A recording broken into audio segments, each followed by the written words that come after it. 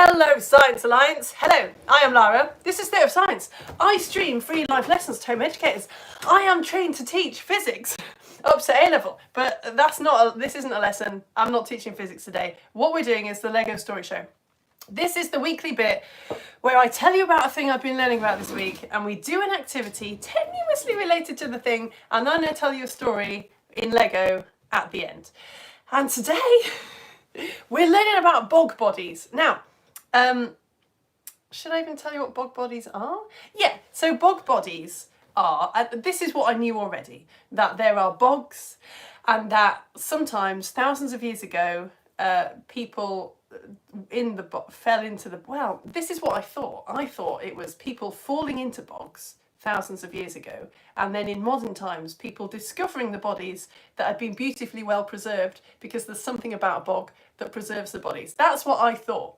So I advertised this Bog Bodies show, and then I looked it up, and it turns out that actually most of the people who we discover in bogs, who've been beautifully preserved for hundreds if not thousands of years, they probably didn't just stumble into the bog by accident while they were walking home one night. They were probably brutally killed. So we'll not go into the actual details of like how they were killed and which bits were chopped off, because that's really easy for you to look up on your own.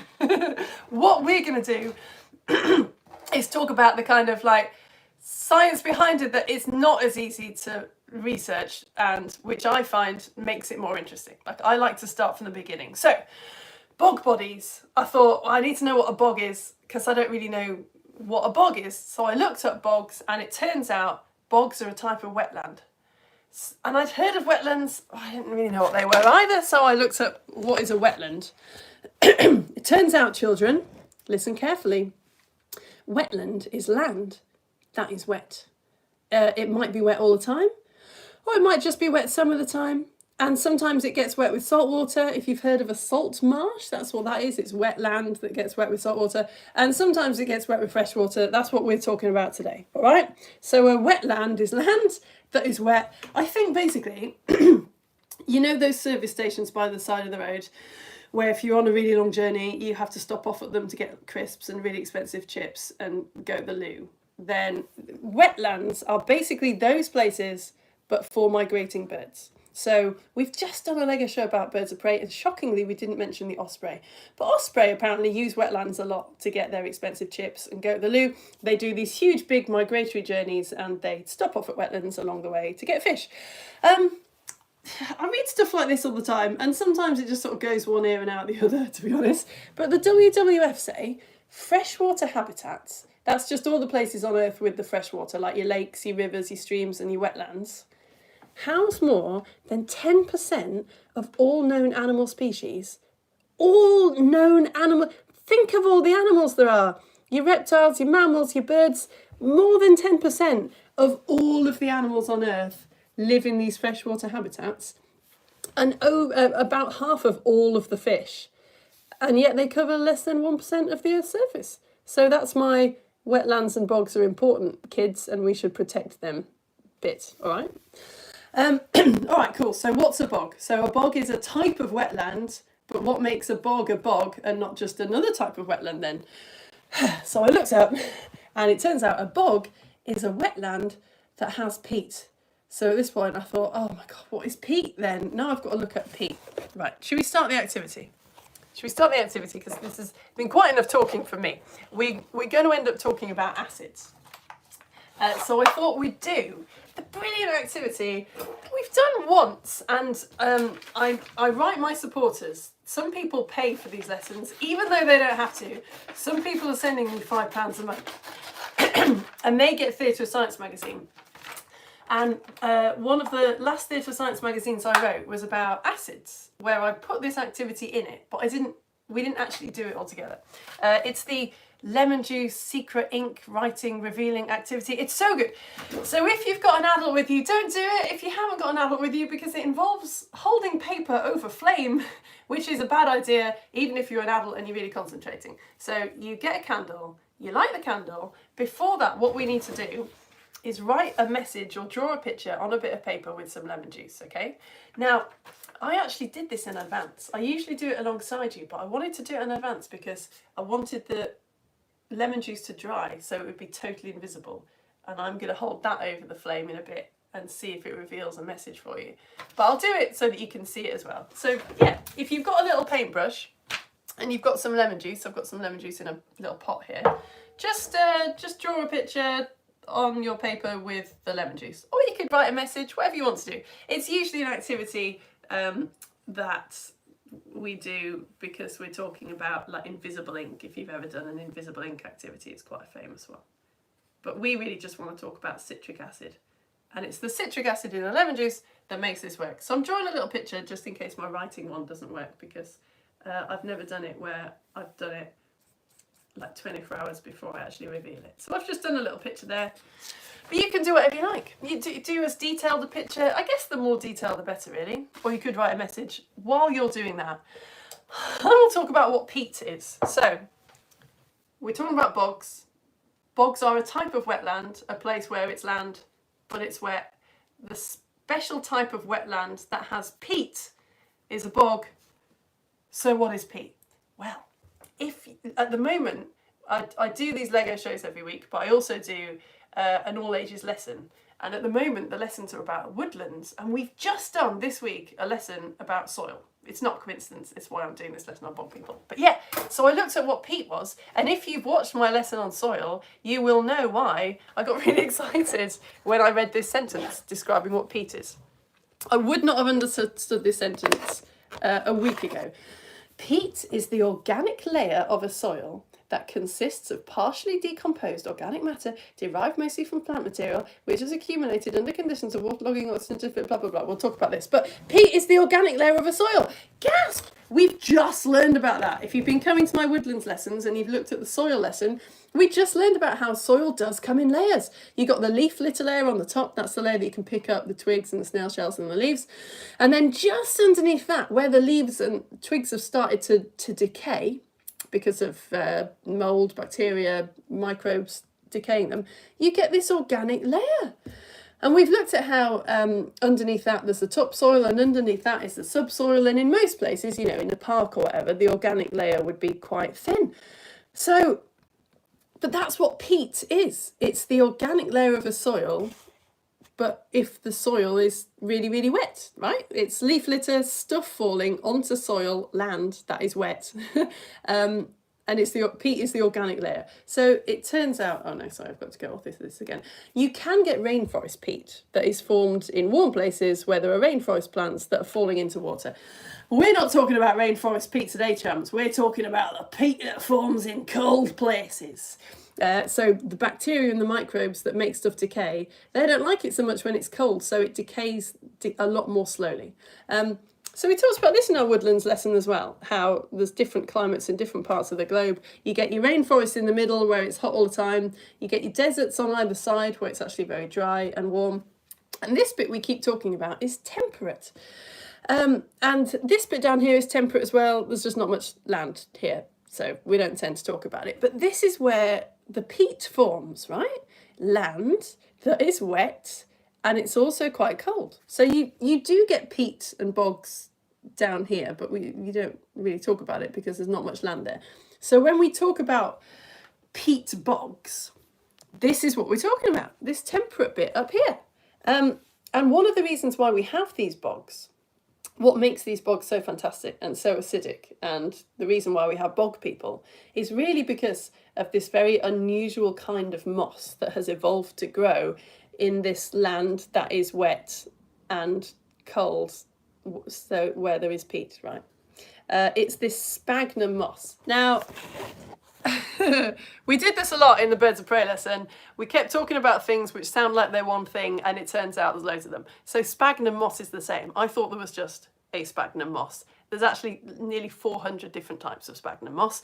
But sphagnum moss is this really special moss that has evolved to grow on wet land that is cold and very acidic. Sphagnum moss actually not only loves to grow in acidic conditions, it loves it so much, it actually makes the surroundings, like the organic layer that it's in, more acidic. So let's show you a brief bit of chemistry. and then we will reveal the secret message on the paper. So yeah, sphagnum moss really likes acidic conditions. Now actually, when I say acid, what acid is basically is just hydrogen particles. So that's what this sphagnum moss has in it.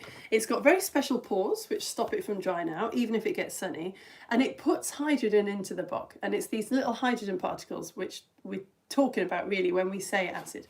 So here are the cells of the sphagnum moss, real microscopic picture here. And they've got these kind of acidic sort of boundaries from what I can tell, these little kind of acidic shells. So the sphagnum moss has got hydrogen particles in it, that's the acid. And what happens is it sends these hydrogen particles out into the surrounding peat, the organic layer of the soil. And in the surrounding layer, you've got all these different nutrients, your chlorine, your ammonia, your nitrogen, your potassium. So basically you've got land that is wet, rain falls onto the land that is wet and puts these nutrients into the soil, into the organic layer, the kind of top layer of the soil. You've got the sphagnum moss that grows in the soil. Now it's quite difficult to get these nutrients out of the bog. It turns out that actually in bogs, a lot of the plants are meat eaters. We've done a whole lesson about meat eating plants because they get their nutrients from like little bugs, insects that fall into them and get their nutrients that way. They don't get their nutrients from the soil. But what the sphagnum moss does, it's got this cool trick. It sends its hydrogen particles out into the soil, and that sort of creates space, I guess, in the plant, which means that the nutrients go in. So that's what it does. And you'll notice this means that the sphagnum moss is getting its nutrients so it can survive. Clever sphagnum moss. But the bog has now got even more hydrogen particles in it, so it becomes very acidic. And then the dying moss gives off other acids, and you end up getting tannic acid, which is quite important here. And then those acids take in oxygen. So, because of the sphagnum moss, what you end up with is, I keep losing my little bit of Lego that puts it at the right angle, wait. We have ended up with a place in the world which is wet and cool and very acidic and also doesn't have very much oxygen in it, all right? So what all that means is it's really good at preserving stuff because it's the bacteria and little microbes that decay stuff. That's why there aren't like dead things all around us in our everyday lives, because stuff goes mouldy, right, and decays down. But in the bog, where it's very acidic and it's cold and there's not much oxygen, microbes need oxygen just like us to sort of devour stuff. So yeah, it just means that the microbes can't really exist there, which is why stuff gets well preserved. Anyway, let's do the activity. Because, like I say, so I'm going to light a candle now and then hold paper over the candle. It's not a safe thing to do. That's why I said to put it on a baking tray, so that if your paper sets on fire, you can just drop it onto the baking tray. I would please let an adult do this for you, or at least have an adult there. Because you get in a right panic. If paper's setting on fire, you can just panic and drop it. And if you drop it on a carpet, it will burn your house down. It will. So I want an adult in the room with you if you do this, please. I'll get the message. And I want a glass of water in the room. Adults, because I don't know why, I'm just trusting you to do the right thing. Have a glass of water there as well. So if it starts to burn, drop it onto the baking tray and then put some water on it. So this is the message that I wrote for you. You can tell that the paper's got a bit wet, but you can't read the message, right? Let's see what happens when I hold it above the flame. I hope this works. Like I say, I wrote it 24 hours ago, so if I was you, it's coming. If I was you, I would hold it like that so that you can, oh no, oh dear. Okay. Well, at least that was modelling. No! Modelling how to react in a safe way. Oh look, it's coming through anyway. Oh dear, how very sad. I spent ages on writing that really carefully. It said, I love the Science Alliance, and that seems like my message has been kind of undermined. Luckily, I've got this one. Let's try that again. I was about to say, if I wasn't doing it so that I was filming, I would hold it like that so that I could actually check how far the flame was away from the paper. But while I was doing that, I stopped looking. Okay, I'm just going to move it really fast and see what happens. Moving my second picture really fast over the flame. It's smoking. I don't want it to smoke. That is not good. Do, do, do, do, do, do. So what's happening? Oh, can I describe chemistry while also holding paper over flame? I don't know. Honestly, I don't know. History would suggest not. It's not going brown. Why is it not going brown? Oh, there it is. Please don't burn. Please don't burn. What's happening is, yes, bacteria, microbes that make food go mouldy don't like acid. What happens is like I say, acid is basically just hydrogen particles, and the hydrogen particles get into the microbes' bodies and they stop them working properly. So lemon juice has got citric acid in it. So lemon juice stops stuff from going mouldy. That's why if you put lemon juice onto bits of apple, say, it stops the apple going brown because the citric acid stops that from happening. But when you heat up lemon juice, you kill the citric acid. So lemon juice isn't just citric acid. Lemon juice is all kinds of other particles and also citric acid. So the citric acid has been kind of stopping the lemon juice from going mouldy. And when you heat up lemon juice, you basically stop the citric, you break up the citric acid, you destroy the citric acid. So all the other lemon juice ingredients, if you like, they do start to sort of go mouldy in a way. Not go mouldy, but they react with the air. So what you're seeing is, just in the same way that an apple goes brown, because the particles of apple react with the oxygen in the air and go brown. That's now what the lemon juice ingredients are doing, because they haven't got the citric acid to protect them. That was supposed to be a tree. It looks like a tree that's had its head chopped off, but that's actually quite appropriate for what we're going to talk about next. Oh, okay, blur out the candle, for goodness sake. So here's a map. What is this a map of? Oh, wait, I was going to tell you quickly about the pH scale. The pH scale is how we measure acids. So 7 is neutral, and the smaller the number, the more acidic the stuff is. So your lemon juice is probably an acid of 2, and a typical bog would be a level kind of pH 3 to 5, which is pretty acidic, right? And grapefruit juice is 3. And here is a picture of some peat, that gorgeous organic layer, which is very dark brown because of all the acids that are built up in it. Like tannic acid, we'll come back to when we do the Lego story. So here's a map. What is this a map of? Well, you might think that it's a map of all the bogs in Europe, but it's actually not quite a map of all the bogs in Europe. What it is a map of where all of the bodies, the human bodies, have been found, incredibly well preserved in the bogs of Europe. So some of the bodies that we found have been, the Lego show goes into more detail about some of the bodies, but we have found loads of bog bodies. The place in the UK, most of you are in the UK like me, not all of you, where we found some bog bodies is Lindo. So we found a few bodies actually. We found the first body we found in a Lindlow bog was what we think is possibly the body of a woman, although we're not sure anymore. And the second one was definitely a man, which is why people call him Lindo Pete. Pete, because it's Pete. So they called him Pete. I know. So yeah, because of these bodies being incredibly well preserved, we can pull them out of the soil and do tests on them and find out all about them. You can easily look up the pictures of the bodies, the human bodies that have been discovered. So I'm not going to show you those photos. The Lego story has a couple of photos in it. I will show you one photo in a sec of the head that was so well preserved. I don't think it's sort of creepy. It's kind of beautiful. This is a recreation of Lindlow Pete. This is what they think possibly that he looked like. One of the best preserved people was Tolland Man, and this is all from the museum where he is kept, the Silkboard Museum. They've phrased it so well, I didn't really feel like I had to change it. The eyes were closed and so was the mouth. Shall I just show you the photo? Okay, if you don't want to see a picture of Tolland Man's face, how he was found as he came out of the bog, preserved for like nearly 2,000 years, then look away now, okay? I'll just show you a picture of his face. 3, 2, 1. Here he is. It's just a man, isn't it? It's just a man who looks like he's asleep. So yeah, his eyes are closed. He's got this beautiful little sheepskin cap on. You can even see the stubble on his chin.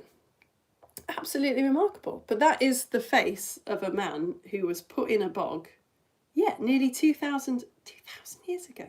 I'll tell you when he lived in a sec. So yeah, the Silkboard Museum says the look on his face was peaceful and solemn, as if he was just sleeping. The hair was cut short, sort of 1 to 3 centimetres.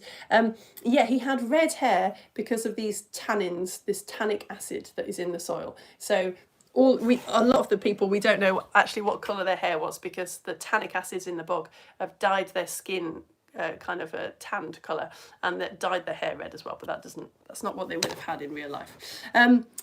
The hair on his head was covered by a crafted pointed leather cap made of sheepskin, secured with 2 leather straps. For me, it's these little details that are just so incredible. So, for example, so this leads us on to how these people died.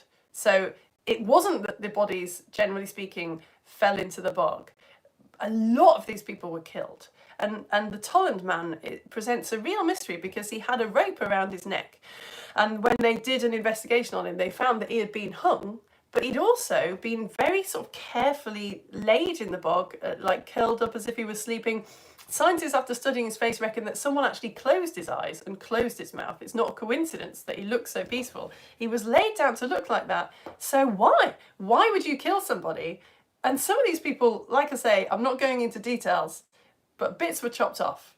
Surprising bits were chopped off. Why would you do that and then sort of carefully put the body down?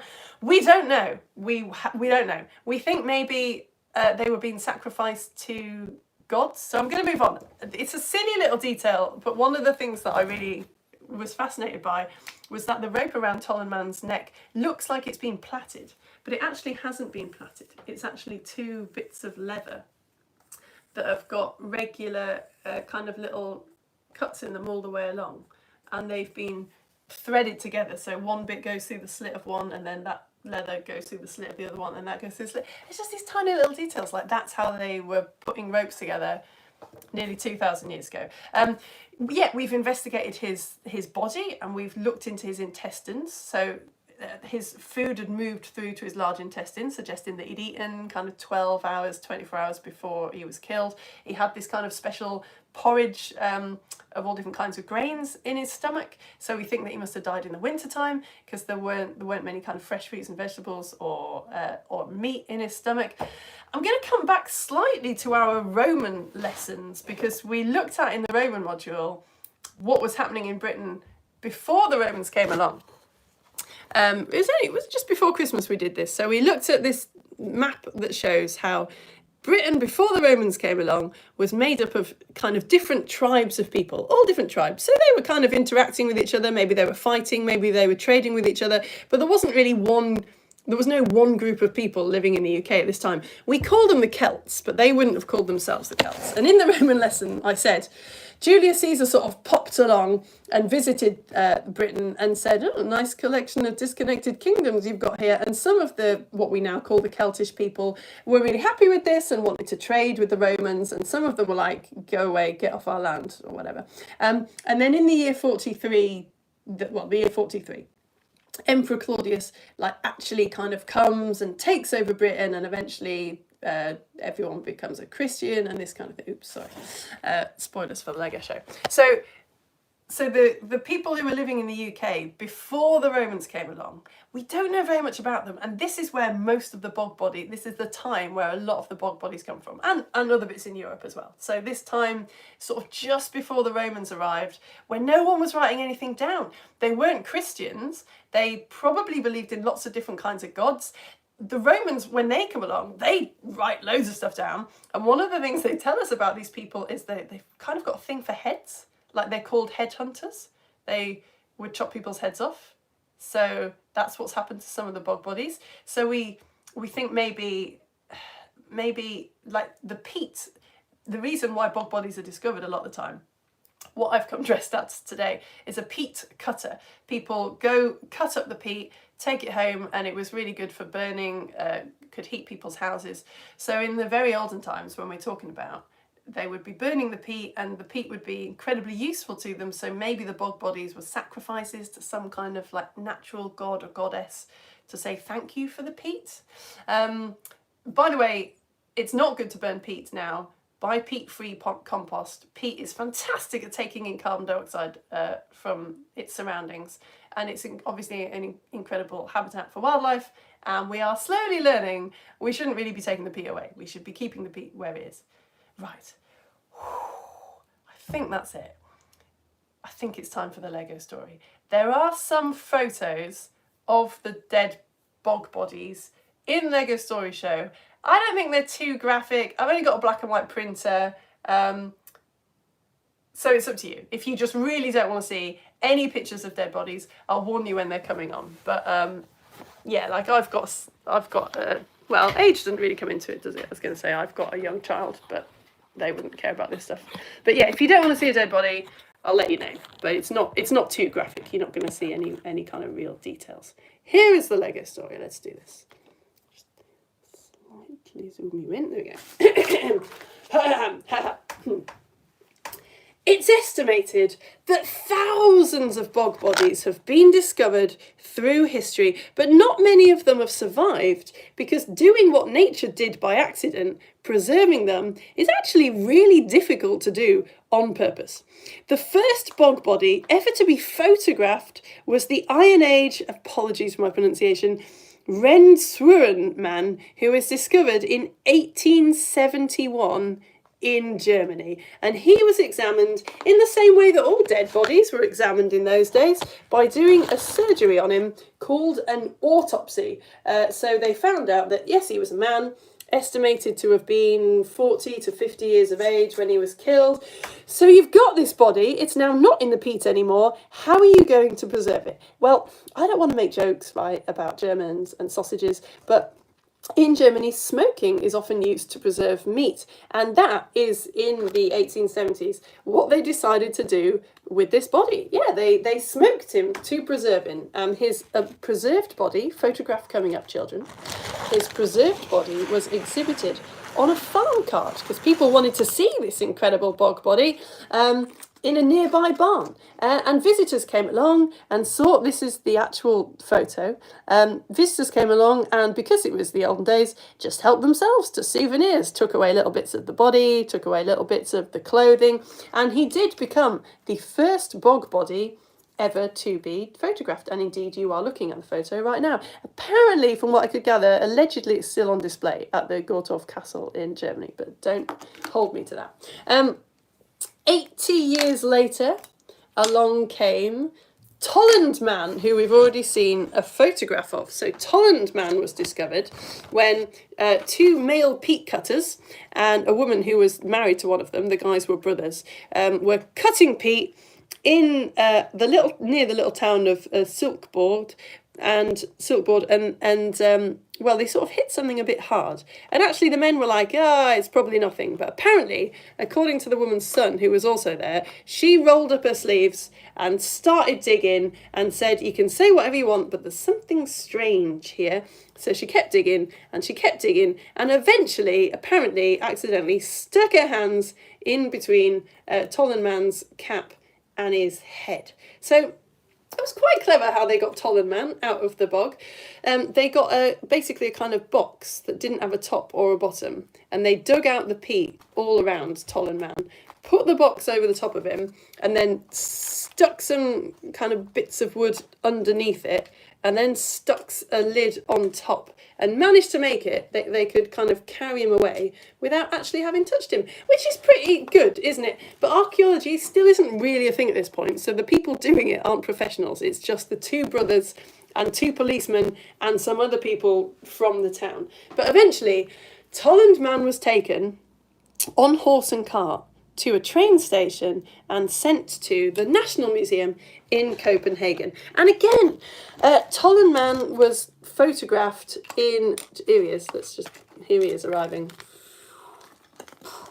Tolland Man was photographed and examined as if he was a murder victim in a hospital. He was an adult male who was approximately 30 to 40 years old when he died. And Tollenman is probably the best preserved bog body that we have. I've already showed you a picture of his head. They removed his organs and examined him, and it turned out that his interior was just as well preserved as his exterior. All his organs were there. So now we've got Danish scientists, and it's 80 years later, but Danish scientists have never had to preserve a body before. They looked at the German technique, they didn't love it. It turns out that smoking method had caused the body to dry out and shrink. So what are they going to do with Tollenman? Well, his head was extremely well preserved. The bog hadn't preserved his body as well. So the first thing they did, makes total sense, is they cut the head off the body and thought about how they would preserve the head. So the head was full of bog water, right? Full of water from the bog. Here we are. They had to get the bog water out, and they decided that they wanted to replace the bog water with wax. But water and wax don't mix, children, so they couldn't just put the wax in straight away. What they had to do was soak the head in alcohol. So the alcohol replaced the bog water in the head. So now we've got cells in the head that are full of alcohol, but that's not what we want. So they had to get rid of the alcohol and replace it with something else. And then they had to get rid of the something else and replace that with paraffin. And then finally, they got rid of the paraffin and replaced that with beeswax. They knew that beeswax would preserve things and last a long time because we found Viking candles from 1,000 years ago that were made of beeswax, and we're absolutely fine. I don't have any liquid beeswax, so we're just going to use mayonnaise. There we go. Absolutely nailed it. What of the body? Well, apparently, sadly, the body wasn't preserved at all. It was just left to dry out until there was just a skeleton there. This one wasn't exhibited at first because the National Museum of Copenhagen thought that was very macabre. They wanted nothing to do with this bog body. But the Silkboard Museum, which we've talked about, they later decided to recreate the body. So now if you go and see Tollenman's head in the Silkboard Museum, you will find that it has a very realistic but fake body attached to it. And they said that it was just a nice way of kind of letting people think about what it looked like and not kind of focus on this weird chopped off head. So, 2 years after this, when Grabberman was discovered in Jutland in Denmark, scientists in Denmark got to have another go at preserving a bog body. He didn't walk out on his own. It was dead. But the scientists didn't get a chance to work on Grabberman straight away because at this point, the authorities really wanted to preserve these bog bodies and display them. They really wanted to display them, like straight away. And the scientists were saying, no, let us preserve him first, please. But the officials were like, nope, everyone wants to see this. Gotta get him on display. So they did put him on display. This display lasted 3 days. Eventually, the officials had to admit that the scientists had been right because the body started to go mouldy. So eventually, the scientists did get their hand on Grabberman. So what were they going to do? How are we going to preserve this body? Well, it turns out even the wax method had resulted in some shrinkage. So they didn't want to use the wax method. Obviously, smoking is out. It turns out, eventually they realised that the tannins, the tannic acid in the bog, had started to to tan him like leather. So they decided, well, we'll just finish that process. So what they did was they made an artificial bog. They stuffed the body with oak bark and just let nature carry on doing what it had done. And 1.5 years later, declared, yep, it's a success. Grabberman is leather. And he's still on display. Photo coming up, children. Slightly more graphic photo than the last one. He is still at display at the Moesgaard Museum. So there is quite a lot of debate about whether we should be presenting in museums human dead bodies for people to look at. I can't answer that debate for you, but what I can say is we're certainly getting better at it. The end.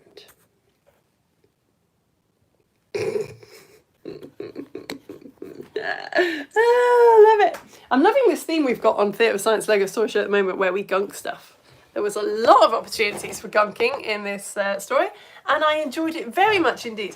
Right, you lot, that is the end of my Lego Story Show about bog bodies. I hope that you enjoyed it. I'm really enjoying wearing a flat cap as well. More excuses for that, please. Someone said yesterday on Facebook that I looked a little bit like someone from How to Train Your Dragon. I have not seen that or read it, so I don't know, but I hope so, because I can wear this again in the dragon show with you then. Right, yeah, that was the end. I'm going to go over to my Facebook page, because whenever I'm live on YouTube, there's no comments on YouTube, but I always put a post up on my Facebook page saying, if you want to comment on the Facebook page, then I will have a look at it at the end. So if you've got a Facebook page, if you've got a Facebook account, you can go and find Theatre of Science at Facebook. And please like my page, because I got hacked and I've lost all my followers and it's very sad. So like my Facebook page, and while you're at it, leave me a comment. Hey, there's some comments. Oh, not many comments actually. That's unusually small amount of comments. Why is that? Is it just because I put it up really, really late? I'll refresh again and see. Oh yeah, a couple more. Here we go. Right, I should do my little ad, shouldn't I? I should, because if you're new, you might be thinking, this is really weird. Why would she do this for free? I'm actually not doing it for free. This is the most amazing business model ever. I started streaming free lessons during lockdown, and then the home educating community, which I hadn't even known existed, wanted me to keep going. So I did keep going, and now it's just this beautiful symbiotic relationship. It's incredible. Everything that I do is free. The lessons are free, so I stream an all ages lesson, which at the moment is on Woodlands. You can totally come. It's just the same way that this is done, streamed for free. There are printouts of the lessons. I also do an IGCSE physics lesson, because I'm trained to teach physics to A level. And I just say, if you can pay me, please do. And you are. So it's all stored on my website for watching on catch up. And if you go to my website, well, not my website, if you go to my coffee page, you can support me with £5 a month. And it's at my about section. You're on YouTube at the moment. So if you go to my tabs at the top, it'll say about on YouTube, and then you click the link to coffee. And then you're supporting me with £5 a month. You can cancel anytime. And I'll send you nice things to say thank you so much, because obviously this is the best job ever. So the £5 a month supports the lessons, and then yeah, I'd send out little thank yous. I send Theatre of Science magazine when I've written it, which is not that often. But I write Theatre of Science magazine. At the moment, if you sign up with £5 a month, you get this one, which is about mould. Comes with a free home compostable plastic bag. You can grow your own mould and then compost it at the end. So put lots of different food in this tray at the back, and then grow hopefully different types of mould, and maybe identify what they are, and then compost it. I love that activity. There's a Choose Your Own Adventure and a beautiful comic that I wrote, but I've got a deal on at the moment actually. Usually if you sign up with £6 a month, well, if you sign up with £5 a month, you get the mould magazine and some rainbow glasses and a little sheet I wrote about how they work. And if you sign up with £6 a month, you get all of that and a sleep issue as well, and a little bag of organic lavender and material so you can sew a sleep squish. But at the moment, if you sign up with £6 a month, you get the mould issue and the sleep issue and the little free gifts that come with them and the rainbow glasses, but I'm throwing in this extra magazine about weeds, because all the weeds are out at the moment. So I thought it was good timing. It's got a game of Weedle, where you can cut out these little cards to learn about weeds. It's got another Choose Your Own Adventure. Has it got Choose Your Own Adventure? It's got some sort of quiz that involves questions. It's got this gorgeous fortune teller, because I looked up the myths behind weeds. It's ever so slightly misprinted, which means that I didn't feel like I could just put it as one of the magazines in the welcome pack. So yeah, it's just a bonus one. So if you sign up with £6 a month now, you get 3 past issues of Theatre of Science magazine, which is wild. I should be shouting about it more often. I'll do an advert now that my lessons are finished. Winnie says, hello Winnie. I do look like the girl from How to Train Your Dragon. Amazing. Do you know what? I'm going to look it up, Winnie. What's her name? How to Train Your Dragon Girl? Is that gonna give me the, is that gonna tell me? Oh, I don't look like that girl.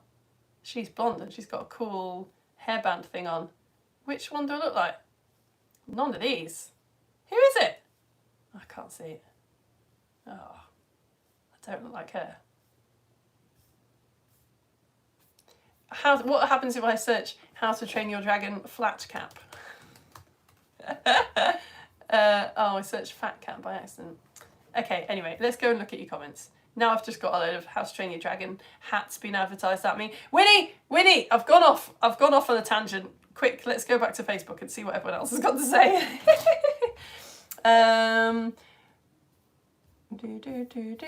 All comments. Here we go, that's better. Mark has finally surfaced from his slumber. Hello, Mark. And loves fire. Whoa! Oh, that's good. Look what Mark's done. Have you drawn it in pen and then done like the brown lemon juice as the colouring in? That's clever, isn't it? That's gorgeous. Oh, I wish that's what we'd done now. That's really clever. So you just put the ink where you want it to go brown. Yeah. Oh, okay. Yeah, you improved it. I mean, you know, the bar was low, but still, you massively improved it. Well done, you. Okay, next time we do this activity, which might be a while, that's what I'll do. Can you do a unicorn show one day, please, from Winnie? Winnie, do you know, I've been doing this job for too long. I plan fast, and then it all falls out of my head. Have we not done unicorns? Have we not? I thought we have done unicorns. We have done unicorns because I found out that there are unicorns mentioned in the King James Bible, and that fact stuck with me forever. Yeah, we have done unicorns. I could have done a better job. We could do a better job. I have got mythical creatures written on my board. Every time someone suggests a topic, I just scribbled it onto my board, but I've tidied up my office. I don't know if you can tell. It even sounds different in here. And I took a photo of all your suggestions and then wrote them out really neatly. So I've got this gorgeous list now.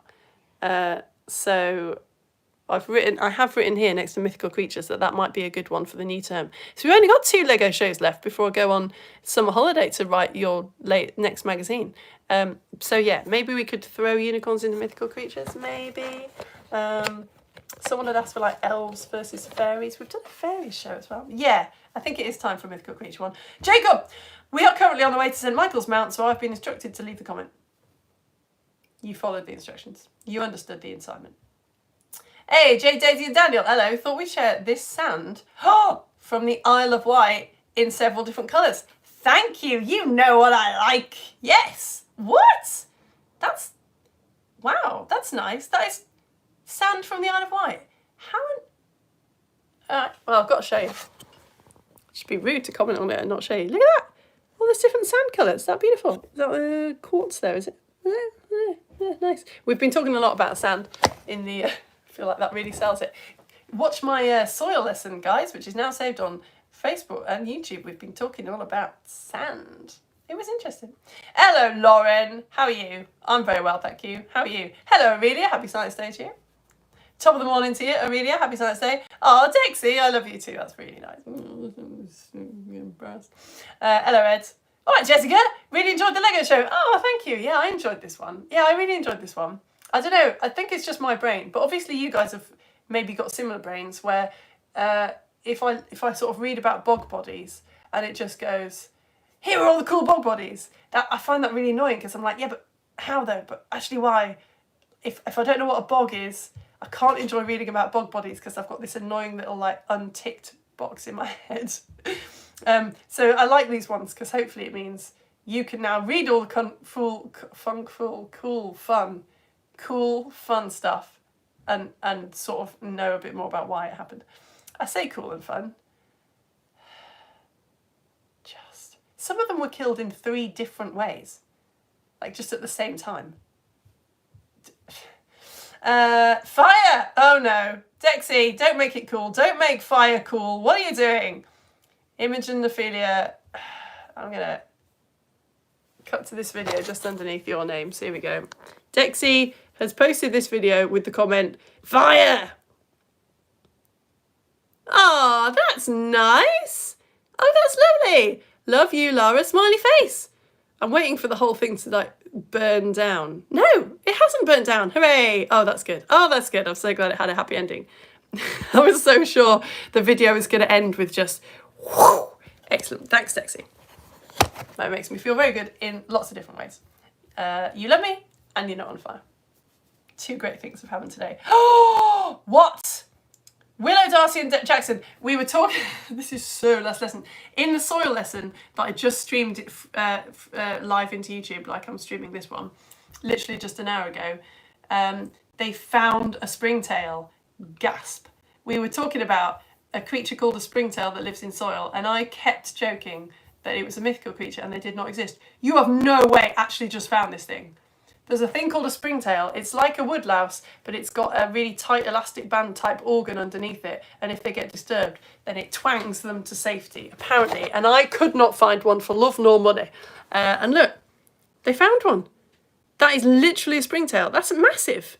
I mean, it's probably not. It's probably zoomed in. But still, that's a really good photo of a springtail. I can't believe it. I can't believe it. You are the first people to prove to me, this is me, live, finding out springtails are real.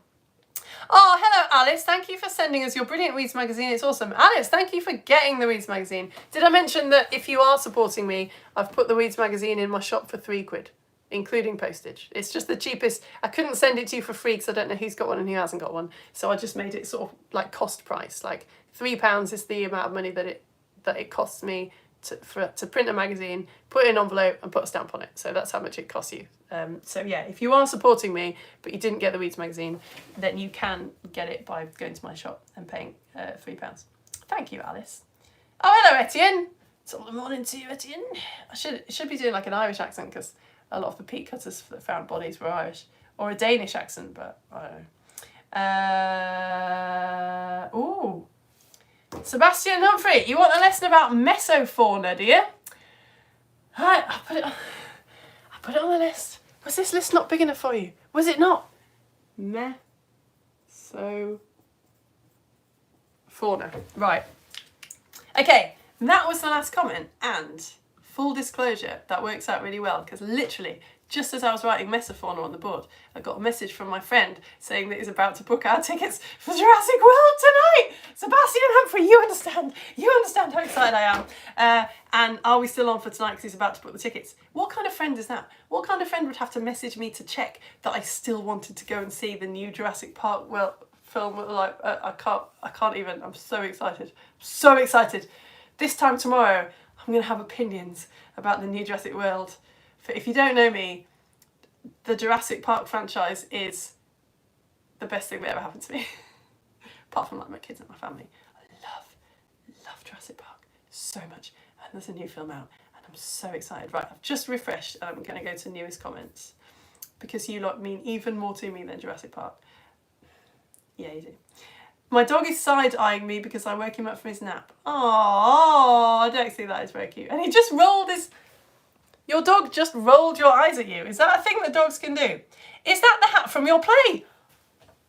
No, it's not. Sebastian Humphrey came to see me play. It's not the hat from my play, but I think I enjoyed wearing that hat so much that when I found this in a charity shop, that is why I bought it. So I do own this hat because of the play. Yeah, you're right. Well spotted. Maybe we could do a dragon one. Yes, Jessica. Yes, we have to do a dragon show. Surely dragons are on the list. I don't think this list, don't make me make this list longer. There are no dragons on this list. It was a bit controversial. I've put the mythical creatures in the other section. I've got animals here. I need to count them up and calculate how long it's going to take us to get through all this. Several years. But yeah, you're right. I've just written mythical creatures. Look, there's a nice gap here. I'm going to write dragons there because we absolutely... In fact, I should have done it in time for the film coming out, shouldn't I? But yeah, we need to do a dragons show. Right, I'm going to go and look up who this girl is that I look like from How to Train Your Dragon. Because yes, Jessica, I think that's a good idea. Oh, Henry's here. Love the gunking. When I was in London earlier this year, I saw... No, you didn't. What? Henry went to London this year and actually saw the Lindo man body. It was very interesting to see, and there was a lot of other Celtic stuff that was really beautiful. It would have been cool if you'd been doing the Romans lessons at the time, because there was so many much amazingly preserved metal. Oh, Henry, I can't believe you've seen Lindo man. That's really exciting. I think that's one of the bodies that was very squished. I didn't bother showing you the squished ones. Right, I think that is everyone's comments, I think. So I think I'm going to go. Thank you for all your fantastic suggestions. I feel like a lot of good stuff has come out of this. And there's my picture of Springtail. Oh, amazing. Okay, right. Yeah, I'm gonna go and look. I'm now just looking at How to Train Your Dragon hats. Oh, there's a bloke here. Where I don't know. What if I just put How to Train Your Dragon Characters? That might get it. I cannot rest. I cannot end this live stream until I know who the characters are. How is it? Where is this? I figured there would be a person wearing a flat cap. It's really hard if you don't actually know the story. I'm just getting blonde woman with plaits, scary woman. What are you talking about? I look more like the lad from How to Train Your Dragon than I look like the woman from How to Train Your Dragon. What's her name? No, I don't know. Hopefully in the comments later one of you will tell me her name and then I can look it up. Which one of these is supposed to be me? There's a hypothetical question, people, do not answer this. Which one of those is supposed to be me? I feel like I've got the energy of this dude. Or possibly that one. If that one and that one got together, I feel like that might be me. Definitely not that. I mean, I think I look like that. Is that not a boy? Is that not the girl? I don't look like her. What are you talking about? Oh, I don't know. Anyway.